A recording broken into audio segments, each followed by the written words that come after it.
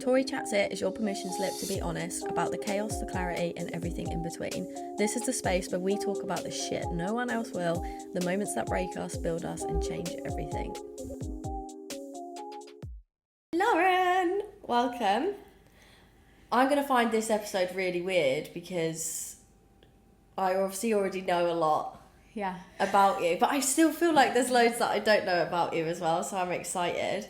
And for obviously everyone that's listening that doesn't know you yet, we live in the same town, have for years, paths never crossed. Yeah. And you built your e-commerce business in the flat that my sister now lives in. It's great. Literally in the cupboard, yeah. In the airing cupboard. In the area, I look at that airing cupboard now when I go around there, like, she, like, squeezed herself into that thing and built her business. Yeah. Mad. Crazy. It's inspiring. So, obviously you started your e-commerce business. What were you doing before you got into entrepreneurship? So I was working in sales for a medical company and actually used to sell like ostomy incontinence pouches. So we would sell to like nurses and like end users. So I was working full time. I used to travel a lot. Yeah, I was doing that. And you had Lily at this point? Yeah.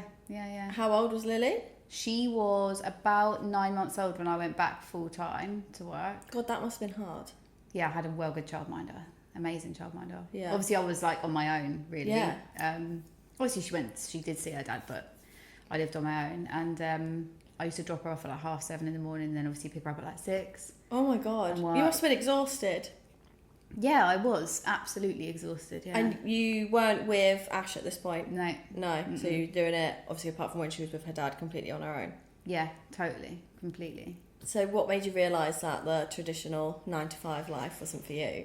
Well, when I left school, I actually trained, this is so random, but as a hairdresser, which is really random. And so my friend had opened a hairdresser's and I had kind of helped her with like that.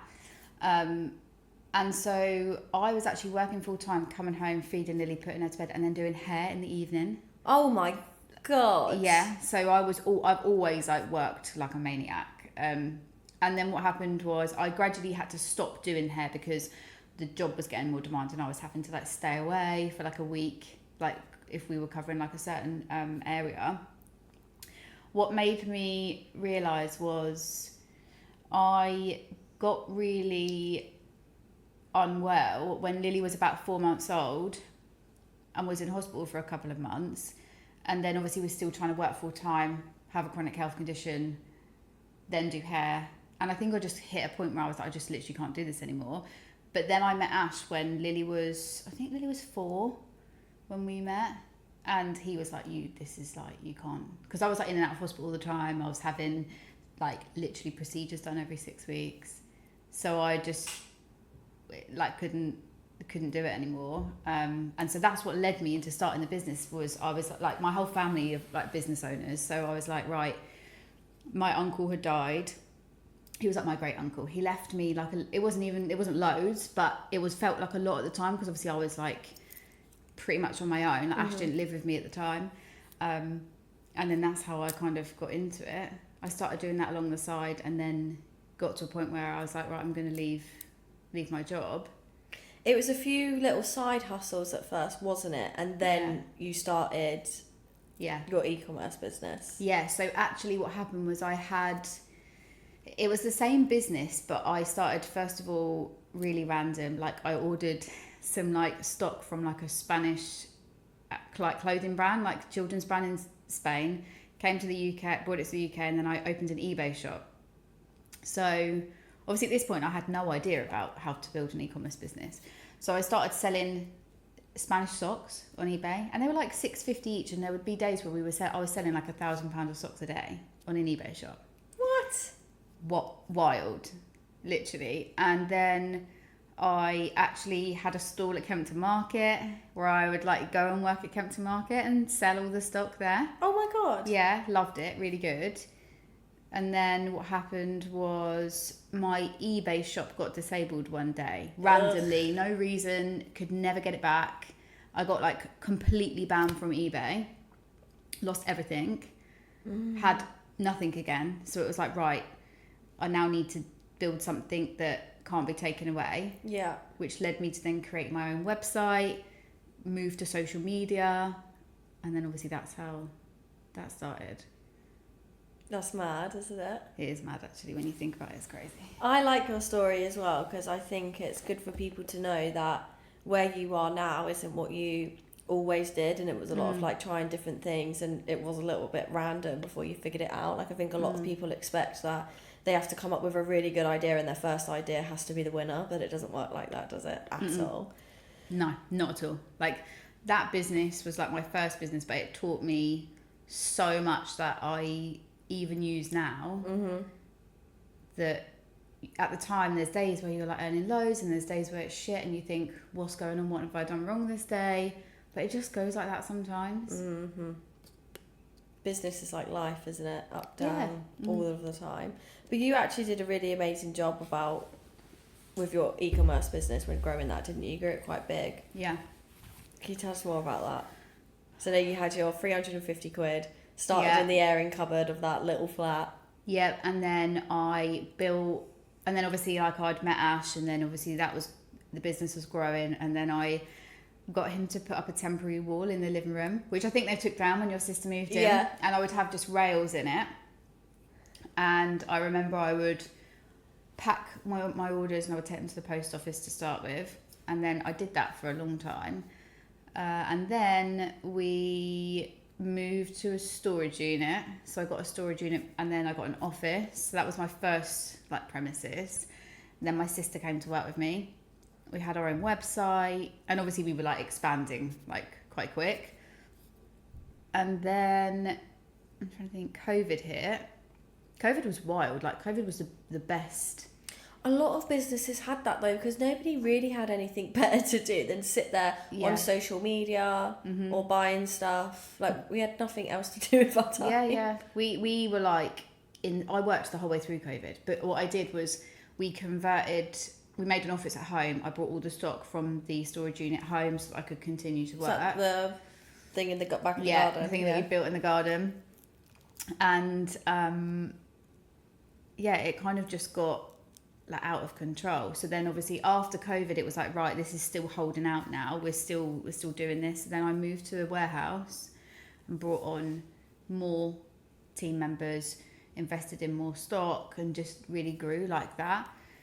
And then kind of just went from there really. What would you say was I know it's hard to like put it down to one thing, so it might be a couple of things, but what really grew your e-commerce business? Because having an e-commerce business is a beast, isn't it? Yeah. It is a beast. It is a lot of work, really, really like delicate profit margins as well, isn't it? So what would you say were like the key things that really helped you grow it?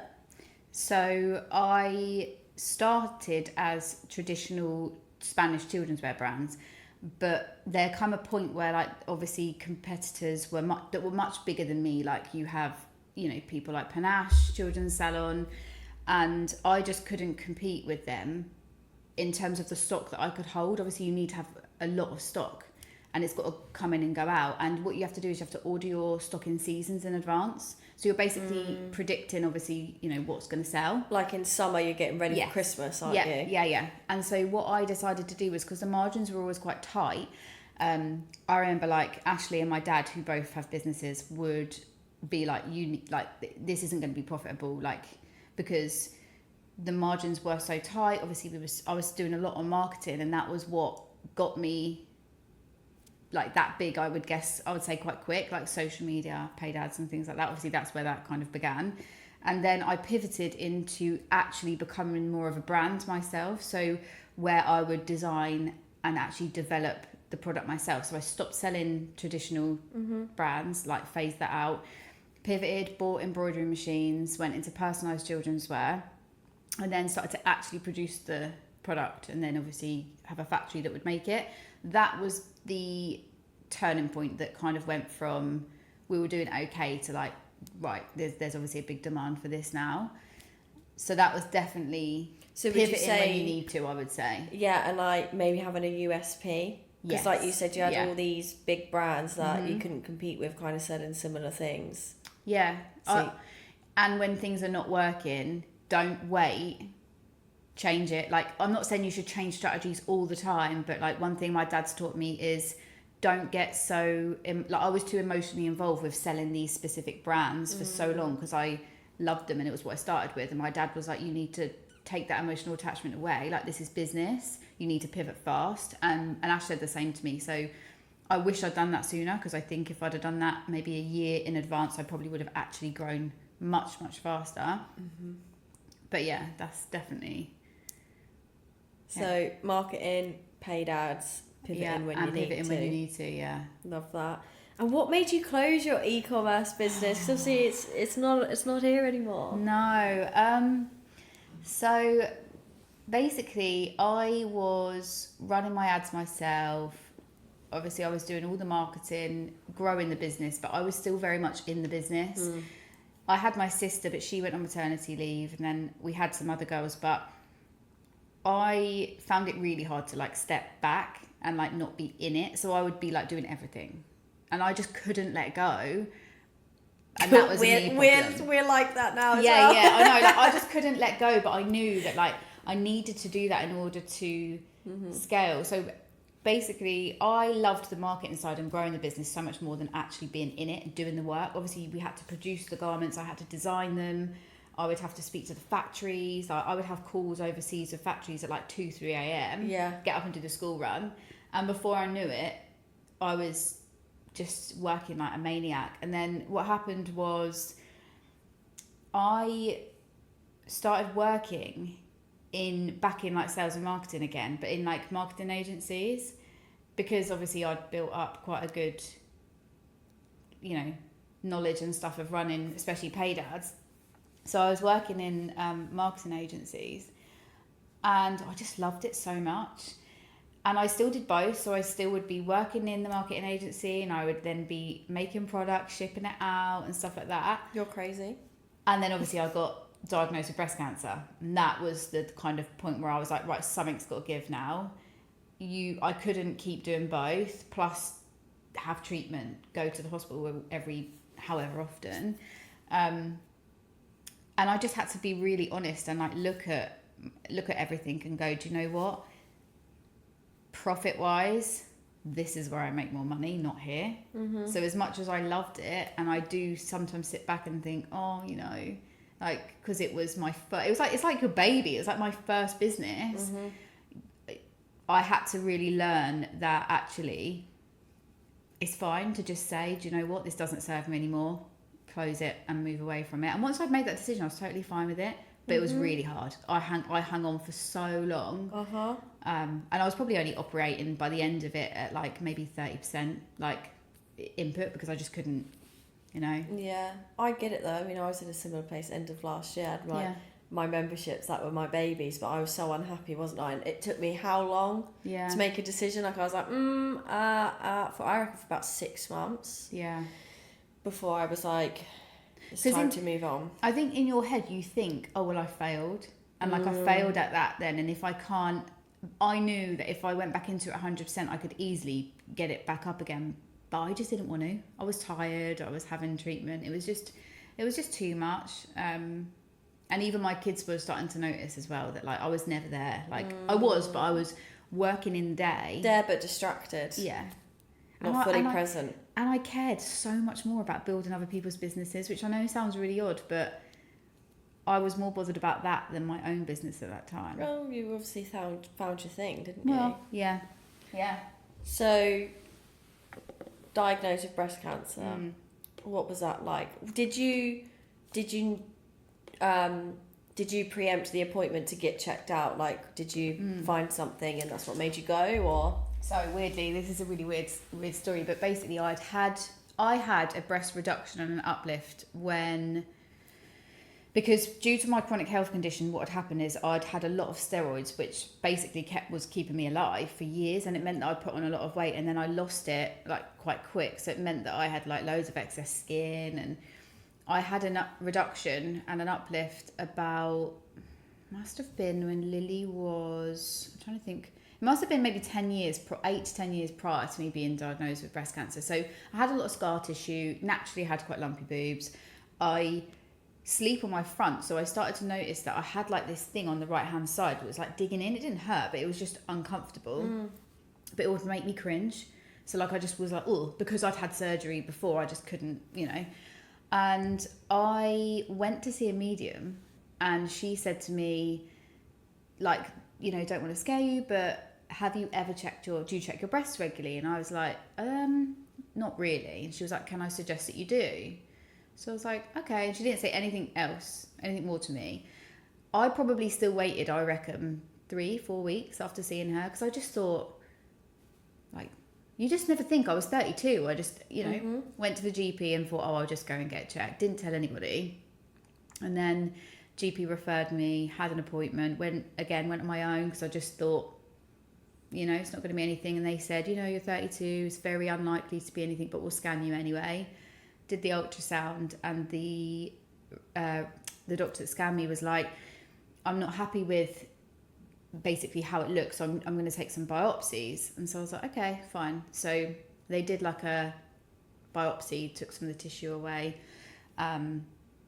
Ash came with me, but I didn't let him come in the room, because I was like, nope, stay out here.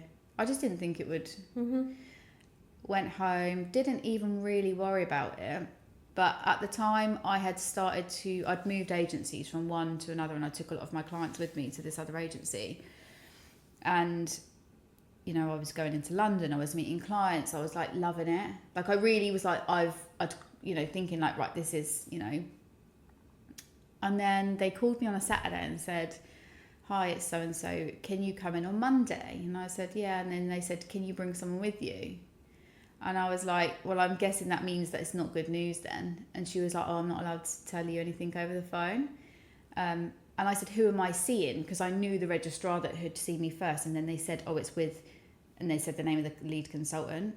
So I was like, okay. And then I knew that I knew.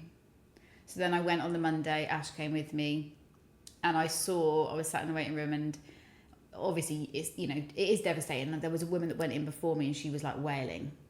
So I was like, this is obviously the bad news clinic. And then I saw 3 Macmillan nurses go in the room, and then they called me in. So I said to Ash, I don't think it's going to be good news. Whatever you do, please do not console me. I won't be upset. Let's just hear what they've got to say, and then we'll just deal with it after. So he was like, okay. And he's more emotional than me. I'm like heartless. Literally, I'm like, they literally were like, can you hear what we said? And I was like, yeah. So then I went in, and they obviously said, unfortunately, you've got breast cancer. And I was just sat there like thinking, it's weird. It's like your ears go. Like you can't like hear an out anything. of body experience. Yeah. Like, you know, I felt like I was completely like in my head thinking, what the fuck? It sounds really bad, but I was thinking, I've just moved to a new agency. I fucking took all my clients, and now what's going to happen? And then they gave me like a little leaflet, like with a pack, like a pink pack that says, here you go, you've got breast cancer, go and read about it. And then basically said, we'll schedule you in for surgery. So I was like, okay, cool. Then I went off with the breast cancer nurse, and she was like, do you understand what we've just told you? And I was like, yep. She was like, you don't seem, you seem like maybe you were expecting it. I was like, no. I was like, I already had a chronic health condition. I'd had brain surgery when Lily was like 2. Like, I'd already been through so much. So I said to her, like, look, I just want to get on with it now. Let's just start the treatment. Like, we'll see what happens. You just have to deal with it, right? And then I didn't want to tell anyone, because I said, I don't want people to pity me. I don't want people to treat me differently. I just want to like deal with it in my own way. But obviously you can't not tell people, can you? So I called my dad and told him, and I said, I don't want anyone to know. What's your opinion of that? And he actually disagreed with me and said, look, I don't think it's fair to other people for you to do that, but obviously it's your decision, and I'll support you either way. So I did tell people, but I was very much like, this is what it is. This is what I need. This is what I need. Please just be normal with me. I don't want you to like, you know, think anything different. So who did you tell then? You told your parents? My mum, my dad. What about, because they would have been so young, the kids. The kids, yeah. Lily I told. Yeah, because Lily would have been... She was 14. She would have known that something was going on, whereas Ernie must have been really little. Yeah, he was 7. Yeah, it's a bit young, isn't it? Yeah. To understand what's actually... They knew that I'd had something done because basically when they took the biopsy out, they like wrapped me in like this cling film thing, and obviously had to like let it heal, and like you can't get it wet, so like I'd just have to like be like, you know, when I'm not that they see me wash, but because obviously with Ernie he was little, they would see me, and obviously I had like different bras and stuff on. So yeah, I told Lily. What was that like? I'm trying to think how I. So she has. We have Life 360 on our phone, so she knows where I am. So she would always be like, because obviously it's not abnormal for me to be in hospital, because obviously I'm a lot better now because of the treatment I'm on, but before that I was in and out all the time. So it would be quite normal for Lily to stay with her dad or with a relative for like a week, where I'd have to go into hospital prior to me being diagnosed from obviously the other health condition I have. So she would be like, oh, I can see you at the hospital. Is everything okay? Oh, bless so her. I'd be like, yeah, fine. So I told her that evening, I think it was. But again, I was literally like, look, this is what they've said. You don't need to worry. You know, it's treatable. I'm going to have surgery and everything's going to be fine. Like, any questions that you have, you can ask me. You know, I'm really open about it. It's not, don't feel like you can't talk to me about it. Yeah, and she was worried, and I know she went into school and she had a really good teacher that she got on with really well, and I know that I think I emailed her and she like had a chat with her and stuff. But with Ernie, I never said the word. It wasn't like it was a secret. Like, he knew that there was something going on, but I never said, oh, I have cancer, because at that age you don't understand. You don't get it, and you just think like, oh, that just means you're going to die then. Yeah. And so it wasn't a secret, but I didn't make it into like a really big thing, just because I didn't want them to worry more than anything. And then I had surgery the day before my birthday, actually. So I had it on the 4th of July, which is mad actually, because it's it was literally two years ago.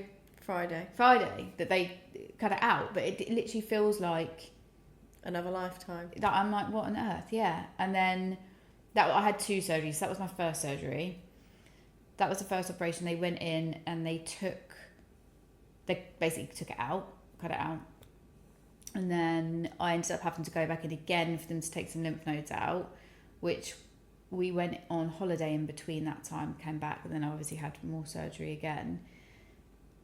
But I had my surgery, and then, no word of a lie, I was home by 1 o'clock and I was logged back on working by like 2 in bed. Because I know you, that does not surprise me. Yeah. Like, if anybody else said that, I'd be like, what? But because it's you, I'll be honest, it doesn't surprise me. Yeah. But I can be quite like that as well, because obviously I know we both really enjoy our work. Yeah. But do you think you were doing it just because you enjoy your work, or were you doing it as a distraction as well? Both. Distraction, and I was also at the time, I think I was scared at the time because I'd just taken on this new role in this marketing agency in someone else's agency, and I'd taken a lot of my clients from the other agency into that agency with me, and I didn't want to let people down, you know. Do you ever look back though and wish that you did anything differently? No, because I think that got me through. Okay. I think I didn't have time to sit and dwell on it. Yeah. But I also think it was very different for me because I've spoken to so many other people that have had it. And look, there's no right or wrong way to deal with it. Like, I think everyone deals with things differently. But the reason for me it was different is because I've had a chronic health condition since, like, for years. Like, I have an autoimmune condition that I was diagnosed with, obviously, when Lily was, like, around 4 or 5 months old. And then I had brain surgery because I had a tumour in my brain that was benign. So I had that done. And so for me, I was going into hospital having lumbar punctures every 6 weeks because I had too much fluid in my brain. So when they told me that I had breast cancer, it was like, okay, well, it's just another fucking thing to add to my list. Like, you know. And the way I viewed it was, and I know this is, maybe people might think this sounds really weird, but having a chronic health condition, that will never go. Like, I will have to deal with that for the rest of my life. Always be on medication, always have times where I like literally can't function. But I knew that with having breast cancer, there was light at the end of the tunnel, and that once I'd got my treatment out of the way and I was cancer free, I could move on from that. So although that sounds really weird, I don't think I found it as hard. So was yours must have been caught quite early? Yeah. So it was, I was really lucky. I don't even know, and this is awful, I wouldn't even know where to feel, what to be looking out for. So my symptoms were obviously the lump. Yeah. I weirdly, and they've said that this isn't related, but I can only link it to that. I used to get shooting pains through that exact area. Where the lump was? Yeah, so mine basically was it was here. But I would get like shooting pains through most of the time when I was on my period, so I just thought it was to do with that. Like hormones? Yeah, and now they say, well, it could have been where it was pressing on a nerve, and like maybe that was what it was. But I didn't really have any other symptoms as such apart from that. I've had a couple of scans since then, because obviously now I'm more aware of what you need to look for. So things like, oh, actually that's actually not true. What actually made me go, and I just actually remember this, was what made me go to the doctors in the first place was because I'd had a bit of discharge out of my nipple. Right. And so that's another symptom. It was clear, and I have, where I'd had a reduction, like they cut like your ducts and stuff anyway. So that was the main thing that actually I've just remembered made me go to the doctors. But they weren't concerned about that. They said, we don't think there's anything. How long before? I'd only had that a couple of times. Like that had only happened a few times. I just noticed like the inside of my bra was a bit like... Yeah. But how long before you actually then found the lump and they sent you off? Did that happen? So I'd had the lump for a while before I went, but then the discharge from my nipple was literally the week that I booked the appointment. So I'd seen the medium. Right. Then it's not that happening. Happened, and then I went to the doctors. Which those two things are what pushed me to go. Okay. Because I do think that, I know you could look it up online, but it's not the typical thing that you really want to sit there looking at, is it? But I don't I think a lot of people, like I said, aren't educated on it. I'm 30 next month, and like I said, if you said to me, when you go home tonight, please check your boobs, I'd be like... So one thing that's really good is there's a company called Copperfield. Okay. And they have like a on their website, they literally have like a self-check thing, so that so like they like guide you through it. Even now I tend to check when I'm in the shower, because obviously if you have naturally quite lumpy boobs as well, like I do, so it's really hard for me to be like, oh, is that a lump, is it not a lump? So I always check in the shower, and then even now still I will use their guide. I'll go online and they do like a little video where you can watch them, and even checking things in like your armpits and stuff like that, because a lot of the time that's where people will have lumps. Maybe it's like a raised lymph node, and then they'll find the lump.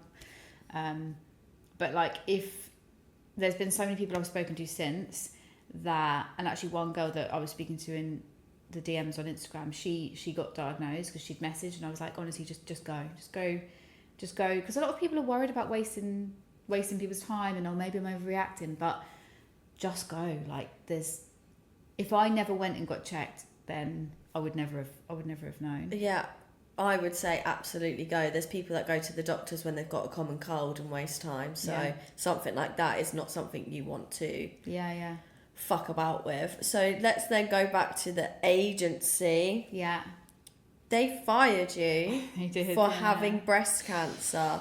Yeah. What was that like mentally for you? Because it feels like you're knocked down. That to me, is that like the final straw? Like, what happened? You must have felt defeated. Like, you're going through treatment and you're spending most of the time worried about them and all your clients, for them to then turn around and fucking fire you.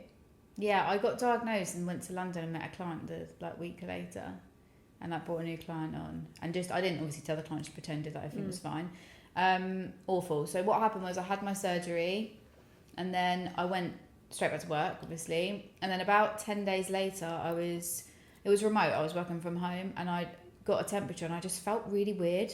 Like, I couldn't explain how I felt, and I rang my breast cancer nurse and said, I feel really unwell. And because I was already on a biologic drug that suppresses your immune system for the autoimmune condition.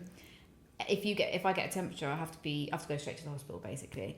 So she was like, right, you need to come in. So I went in, and they first of all thought, well, I had an infection, but they also thought I had a clot in my lung because I've got like a blood clotting disorder as well. Oh, Jesus Christ. So I have to be quite careful with stuff like that. So my oxygen levels were low, I had an infection, so they kept me in, and then they were like, are you working? And obviously I had told my surgeon I didn't need to be signed off, because I didn't want to be signed off, but I needed to be signed off. So I got signed off of work because they told me to. I told my boss at the time, and literally maybe another 10 days later I got an email like out of the blue, literally being like, we can't support you being off, the business has had a significant downturn in business since you've been off, and therefore we're ending your contract with a week's notice. And obviously I'd just taken from my other agency clients with me, put them in contracts in that agency. Some of them I'd asked me, can't you just work for me like freelance? And I'd said no, because it was against my contract with the new agency. So like I had to say that I wouldn't work with any private clients, because I would only work with them, and I would give them to them.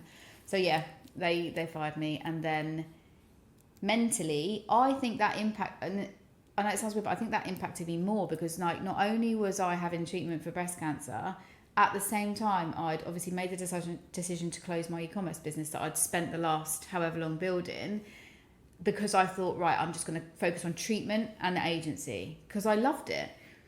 And then they took that away from me too. So I had nothing to like keep me going. And then after that, everything just fell apart. Like literally, it was like, I felt like I'd lost everything. Yeah. So yeah, that was rough. And so, I mean, yeah, I'm thinking I would be so freaked out, because I think health stuff is really worrying anyway. And then I always say, for me personally, the next thing that stresses you out the most is money. Yeah. So to have all of that health stuff going on, losing income, especially when you have children. Like I don't have children. I remember when Ryan lost his job and we went on a mortgage holiday. That frightened me. We didn't have two people dependent on us. We just had to look out for ourselves. I was lucky in the respect that Ash just wanted me to take time off and rest. He was like, please, but he also respected that I couldn't do that, because he knew that wasn't good for me. Yeah. So what kept you going then? So when that happened, you lost your job. Obviously, that was what was keeping you going and distracted. What did you do then to like help you with your mindset? Because I think a lot of people might be watching this thinking, how does she think like that? Because we see people who have chronic illnesses that, and I'm not judging anyone, that end up kind of just like rotting in bed, rotting on the sofa, doing absolutely nothing. Yet you carried on doing the stuff, and you've gone on to do amazing stuff. So what kept you going in that moment? So even though at the time I had no money, like because obviously I'd lost everything, I knew that like I just needed to stop relying on other people's businesses. I should have, that was almost like a sign for me. And I remember sitting in the waiting room being like, right, everything happens for a reason. And I do believe that. Sometimes I don't know what reason, but I do believe that. So I was like, right, this is a lesson for me to not work for someone else. You've done this before. And the same reason I had to leave that job was because I was too unwell, which is what led me to then create my own business. So I was like, it's happening again. This is the universe telling me, build your own. Do not rely on other people's businesses, and build something that people can't take away from you again. So I actually invested in a coach. That was the first time I invested in a coach.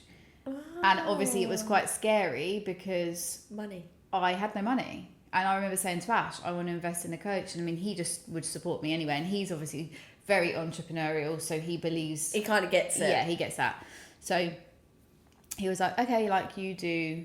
So I basically started to invest in a coach, network, and thought, I'll just work freelance. So got freelance clients, and then basically that's kind of what was the coach for? Was it for business or was it for something else? It was for business. I can't say that I didn't that coach that I invested in probably wasn't aligned to what I was trying to achieve, but I don't regret making the investment, because if I hadn't done that, like, it taught me something. Everything teaches you something. Yeah, like, and then kind of basically from there just started to like build things back up again. So you were mainly freelancing, weren't you? Yeah. So how long were you doing that freelancing? I would say a year. So what I was freelancing was I was running ads, and then I was also closing high ticket sales as well.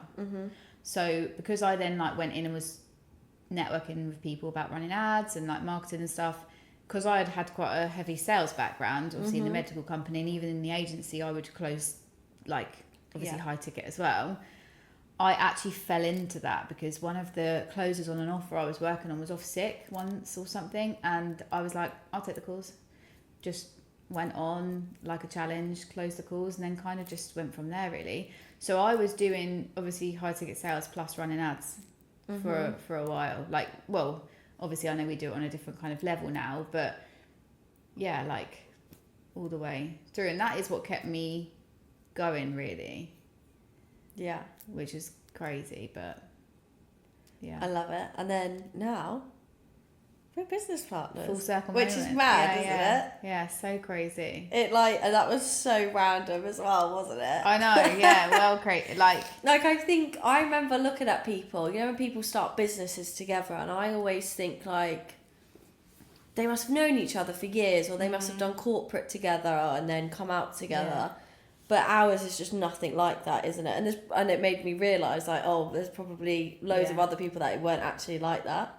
Like ours was considering we lived in the same town, and we didn't even know each other. Yeah, we didn't even know we lived in the same town. You messaged me asking for a one-to-one about like passive income and organic content, and then I was like, yeah, sure. And then do you remember as well? You didn't reply to me for about a week. Something was wrong with you then. I was probably in hospital. Yeah, no. Probably. Did you have something with your ovaries? Did you have a cyst? Yeah, so after that, like literally last year, I obviously had my tubes and that out, but before that, I had a ruptured cyst that I was in hospital with as well. Because I was like, let's get you booked in, and then you ghosted me, and I was like, oh, all right then. Yeah, and then you messaged me a week later, like, oh, I'm so sorry, I had a cyst, and I was like, oh shit, and then you came up on Facebook as a suggested friend, and it said Bracknell, and I was like, what? No, and I messaged you like, do you know Bracknell? And you said yeah, and I was like, hang on a minute, so do I. So we decided not to do the one-to-one because I was like dabbling in paid ads for a while and was like, I could definitely do better. We said we'd do a bit of like a swap, didn't we? Basically sort each other out. Yeah. And then we just used to co-work and just... Yeah, one coffee turned like once a month or once every 6 weeks turned into like every other week to then once a week and then me being like, I hate my business and I don't know what to do. And then I could probably find the voice note. It was a voice note that you sent me saying, why don't we just build a marketing agency? And you like kind of laughed it off. Yeah, but I was being deadly serious. Yeah, and then I was like, well, maybe we should. I knew, even when I had my e-commerce business, that one day I would build an agency because it was just what I loved. I loved that, so much more than that side of it. So I always knew that, and I always knew that was on my path. And now I believe that everything that's happened up to that point led me to that, because if I'd never been diagnosed with breast cancer, I would never have lost my job working and building someone else's agency that pushed me to make my, obviously go on to then obviously build this. So I do believe that everything happens for a reason. Me too. People think I'm weird. No, I agree. I think in the moment, sometimes you don't know the reason and you think, why is this happening to me? What the fuck? But then sometimes hindsight is a weird thing, isn't it? You look back and you're like, And also when you generally love and care about what you do, it doesn't feel like work. Like people always say all you ever do is work. Do you ever stop? And I'm like, if I stop, that's when I get ill. And this is another thing as well, that I used to spend a lot of time in hospital and I would have my laptop and I'd be working in hospital and stuff. But if I just laid there and rotted in bed, and I there is days, I can't lie, where I'm like, I can't get out of bed today, I can't work, I need to just have a day. But then the next day I'm like, right, I need to pick myself back up. If I don't do anything and I stop, that's a lot of the reason, even at weekends, like I'll still log onto my laptop, and it's not because I have to do it, it's because that's what keeps my brain focused. Otherwise I think about being in obviously when you have a chronic health condition, you are in pain quite a lot. Like I forget what my life was like prior to that now. Obviously I still do take a lot of painkillers every single day, and I always will have to. But the second you stop and you let your mind be consumed by the pain and the things you can't do anymore, that is when, for me, I start to, have like a negative mindset, and then I'm feeling like I hate my body because it doesn't do the things that everyone else's does. And it's, so for me, I'm like, right, focus on what you want to do, focus on where you want to go. And also I've kind of, have that mindset with my kids as well. Like, it's okay to take a break. Mm-hmm. That's totally fine. It's good to chill and it's good to relax. But if something happens that's like not on your path, and we can't just sit around and wallow in self-pity and feel sorry for ourselves, because that isn't actually going to help. Like, I am somebody who likes to find a problem and solve the problem. Yes. I say to people all of the time when they ask me what traits I think the best business owners I've met have, they're all problem solvers, not problem seekers. Some people are always looking for the problem. We are always looking for the solution. Always, 100%. Because you could find a million, like you said, every day we could all wake up and list out 10 fucking problems that we have. But if you do that every single day, that's all that will come into your life. And I say this to people all the time, if you're just looking for problems in everything, you're never going to get to that, because you're just constantly looking for the problem. Like, you need to, this is the problem, or this is maybe not what's not working. What is the solution to fix that? Do that, or find someone else that can help, because we don't always know the answers. But someone does. Yeah. And also, what works for one business doesn't always work for the other. And I think that's where a lot of people compare themselves to other businesses and go, well, it works for this person, why doesn't that work for me? Well, you're you and that person's that, and unless you're replicating the exact model, and it's very likely that person also isn't telling you all the shit stuff and the stuff that's going wrong in their business, you're only looking at the good stuff. And I think that is sometimes, especially in the online, it's very easy to just think, oh, that person's doing amazing, when actually they're not. So true. Next question I have for you is quite a funny one. Go on. So don't blow smoke up my arse. All right. But I wanted to ask you this for ages. Why the hell did you ask me? Why did I ask you? Why did you want to do it with me? Because I sit there and think all the time. You give me imposter syndrome sometimes. What the fuck? Are you serious? Yeah. I feel like that though. I'm like, sometimes you say stuff and I'm like, she's really fucking smart. I know when you said the other day, you were like, you actually... And I was like, I just don't even realise. Yeah, the other day, the property stuff, I was like, how do you know all this? I think you were just... the way you showed up online was just real.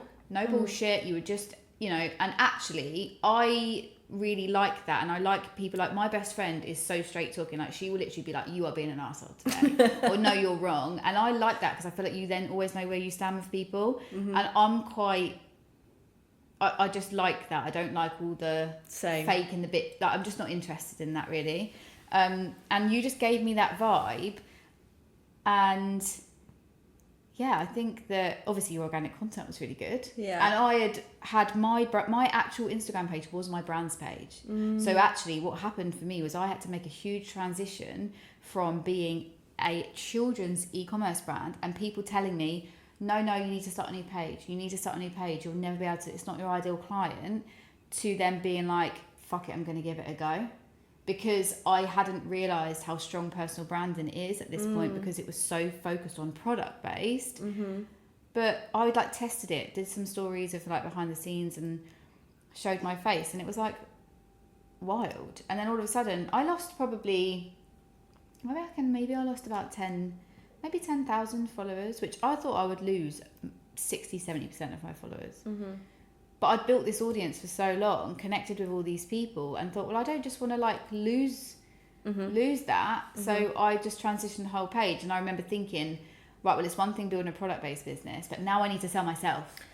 Yeah. So can I do that? And I really need someone to help me do that. And so the way you showed up online was like, that's someone that I definitely want to work with. It's funny. And I can't believe you say that about imposter syndrome, because I get that when it comes to like copy, and I'm like, Tori, fucking help me. I'm like, this is what I think. Like, I think that's why it works, doesn't it? We definitely complement each other. The stuff that is like my weakness, and I'm like, oh, I'm not very good at that, or straight up, I ain't doing that. You love, and then the stuff that you feel like that, I'm like, I'll do it. So it works really well. What would you say to someone then, to finish this up, who has going through a hard time, whether that is someone listening right now that's just had a cancer diagnosis, someone that's just lost their job, someone dealing with a chronic illness? What would you say to them right now? Because I think a lot of people are going to be inspired with the way that you just deal with it. The biggest thing is, one, when you get diagnosed with a chronic illness, your life will change forever, and you will spend so much time feeling angry at yourself, upset that you can't do the things that maybe your friends are doing. Like, obviously I was very young when I had Lily. I was diagnosed very soon after that, so I was 18 years old. I was 18 with a child with a chronic health condition. I mean, I didn't really have much going for me at that point, did I?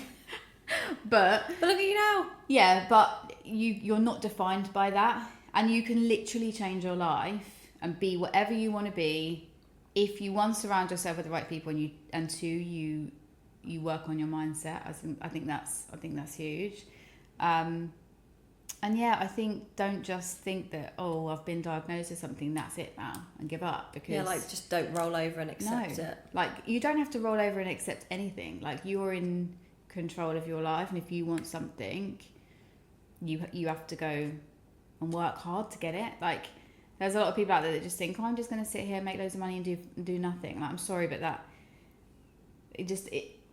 it might work for a bit, but if you want to build a business with like something longevity, that lasts. Like, I'm not somebody who cares about huge cash injections in my business. I care about building relationships, having longevity and consistency, because I want to build a business that is still there in 10 years time or whatever. I don't want to just make loads of money in 2 years. We're going to be like, I feel like we're going to be like Kris Jenner, like we're just never going to retire. Like, me and you are going to be in our 60s still. 100%. So I would say that, and I would say, like, no matter how bad things get, like, there is always a way out. Always. Like, even if you don't know what that is right now, go on YouTube, learn a skill. Like, there is more opportunity to make money online now than there ever has been. We've just got access to so much information, even mindset wise. Like, ChatGPT could literally be someone's mindset coach if they knew how to use it properly. I was chatting to him last night in bed. Were you? Yeah. Do you know what though? I sometimes even ask him medical stuff. Like, I put my blood results in, and I'm like, this is what it is. What does this mean? I mean, I'm pretty good. I know most of it now, but there is some things in it that sometimes I don't know about. I last night, I don't know why, I couldn't sleep. And I'm like you've probably noticed, a serial fucking picker for as long as I can remember. I'll do it till I bleed. Ryan will... I bite my lips though. Yeah, I've got a little cut at the minute. I'll sit and pick. Like, Ryan, fucking amount of times he smacks my hand on the sofa. He's like, will you stop? Because I won't notice, and there'll be like blood dripping down my thumb. I'm like, I won't even notice. It's like I'm just so zoned into it. And I was like, why do I do this? And he was like, listing out all the reasons why. And he was like, what do you think it is? And then I was going into other stuff. I was like, I also do this other weird thing. He thinks I'm like stimming. Yeah, possibly though. I was like, shit, is that it? Because he said, I love how I say he. Yeah. When I talk about ChatGPT. He's like, oh, is there a specific moment that you notice when you're doing it? And I'm like, it's like constant. You'll notice when we drive home, I'll be doing it whilst I'm driving. I've probably been doing it. People probably watch this podcast and notice me sat here doing this. I'll do it while I'm working. I was doing it that's why I did it last night, because I was trying to fall asleep and I noticed, but I can't stop. It probably is like a regulation. Yeah. Like, I can't help. I chew the inside of my lips, and Ernie does it. Lily doesn't. And everyone always says to me, why do you do that? I've just always done it since a child. Like, yeah, because people say to me, they're like, that looks painful. I'm like, it is. They're like, so why do you do it? I'm like, I don't know. Like, if we're out and it's hot, and say like me and Ryan want to hold hands, after about 30 seconds when your hands get sweaty, it stings because obviously they're like open wounds. Yeah, yeah. I'm like, oh, I can't do that. My or sister if I'm cleaning, my sister used to do that bleach as well, in my actually, fingers, yeah. I'm like, ah! Like, but I can't stop. So, yeah, I don't know. I think we just get into like these little habits and stuff as well. Maybe that is what it is. Maybe it's like a... But I think everyone's got habit. their own coping mechanisms, isn't it? Which I think is quite relatable to your story as well, because you were saying you crack on. I mean, I'm quite like that as well. I like to be busy. I've got endometriosis, and I used to be in A&E till like 2 a.m. and then be at the office at 9 o'clock in the morning, just like... But, and see, this is the why thing. would I stay at home and wallow in my pain and make myself worse? And there is days where you, probably even with you, where I'm like, I am working from my bed today because I'm fucked and I literally I can't even get dressed. There is days like that. But other people depend on me, not just my kids, because obviously your kids grow up and then what? Like, obviously my kids depend on me, and obviously that's been a lot of a big driver of what's made me go, actually, you know, yes, Ashley's got a business and he's, you know, really successful and whatever, but one thing that I think pushed me to build my own business even more was that when I had breast cancer, I had no life insurance. No life insurance. So if I die, he's left with the mortgage, the kids, and they get fuck all. So now I'm like, right, well, I want to, if that, look, like, I'm not stupid. I know that there's probably quite a high chance that it will come back. They've told me that, I'm well aware of that. But one thing that I will do is make sure that if something happens to me, I have something that's for worth leaving. And your husband. Even if it's just them knowing that at least I worked my arse off to try to get to something, rather than being like, oh, you know, my mum just got diagnosed with this and then just... rolled over and... Yeah, and just accepted defeat and that was it. Like, so I would say, like, even if you've got a chronic health condition, even if you're living in like daily pain, yes, it is hard, but that doesn't have to be it. Like, you can remote work. Yeah, you can remote work. Like, you don't have to go to the office every day. Like, I couldn't do that now. And I would say I'm pretty well managed. I mean, I was going to say, I think when I was in Egypt, you were in the hospital, you made me laugh. Oh, when I got taken in. Yeah, and you were like, I keep asking them, can I just leave now? And I was like, and you sent me a photo. I was like, mate, you're like hooked up to all these machines. Like, don't leave, please. Like, it's gonna be fine. Cancel the member, because you were like, I've got to go home and get on the membership call. I was like, cancel it. Like, don't do that. Because I hate letting people down as well, and especially when it's to do with medical stuff, because I feel like I've let that take over my life, and I will never let it do that. And I know, like, I went for blood results and they were like, oh, your neutrophils are really low and now you've got a temperature, you've got to stay in. And then they're, you know, banging all this stuff in me. And obviously I was like, I'm fine. And that's the thing as well. Like, even my consultants will tell you, like, it takes a lot for me to go in now. A lot. You know, I could like, see that. I will not go unless I really have to go. But until you told me, I had no idea. Like, I would never have thought, oh yeah, like, she's struggling. I honestly, I would never say. Yeah, but like, I'm quite good at reading people's body language and stuff, and like, I would have never have known, like, oh, like, she must be uncomfortable or something's bothering her. I would have never have known. Even Ash will tell you though, like, it's that bad now that if I go in, I just go on my own, and then I'm just like, just pick me up. Like, what's the point of you sitting in the hospital with me? Or coming up there every night? Like, just keep the routine the same for the kids. Like, I'm totally fine, I'm cool with it. Like, I'm used to it now. As long as I've got my laptop and my phone charger, I'm good. Like, I'll literally just sit and work. Oh, that's so funny.